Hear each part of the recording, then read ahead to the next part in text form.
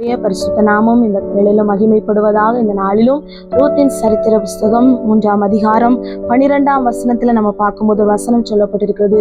உன் செய்களுக்கு தக்க பலனை கர்த்தர் உனக்கு கட்டளையிடுவாராக. இஸ்ரவேலின் தேவனாகிய கர்த்தருடைய செட்டையின் கீழ் அடைக்கலமாய் வந்த உனக்கு அவராலே நிறைவான பலன் கிடைப்பதாக என்று வேதம் சொல்கிறது.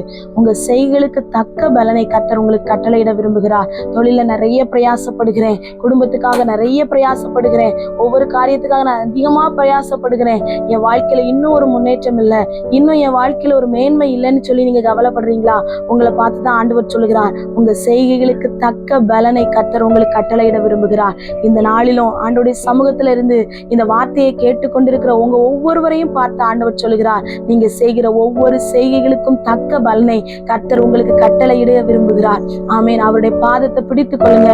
நீங்க எதை செய்கிறீங்களோ, எதுல பிரயாசப்படுகிறீர்களோ, ஆமேன், ஊழியத்துல பிரயாசப்படுறீங்களா, இல்ல வேலையில பிரயாசப்படுகிறீங்களா, குடும்ப காரியத்துல பிரயாசப்படுகிறீங்களா, உங்க எதிர்காலத்துக்காக பிரயாசப்படுகிறீங்களா, ஆண்டவர் உங்க செய்கைகளுக்கு தக்க பலனை உங்களுக்கு கட்டளையிடுவார். உங்க பிரயாசத்துக்கு ஏற்ற பலனை கர்த்தர் உங்க கையில கொடுப்பார். கர்த்தர் அப்படிப்பட்ட மகிமையை உங்க வாழ்க்கையில கட்டளையிட விரும்புகிறதுனாலதான் இந்த நாளிலும் ஆண்டவர் உங்களை பார்த்து சொல்கிறார், உங்க செய்கைகளுக்கு தக்க பலனை கர்த்தர் உங்களுக்கு கட்டளையிடுவார். அவருடைய செட்டையின் கீழே வந்து அவரிடத்து நிழலா இருங்க, அவர் உங்க செய்கைகளுக்கு தக்க பலனை உங்களுக்கு கட்டளையிடுவார். ஆமென். கர்த்தர் உங்களை ஆசீர்வதிப்பாராக.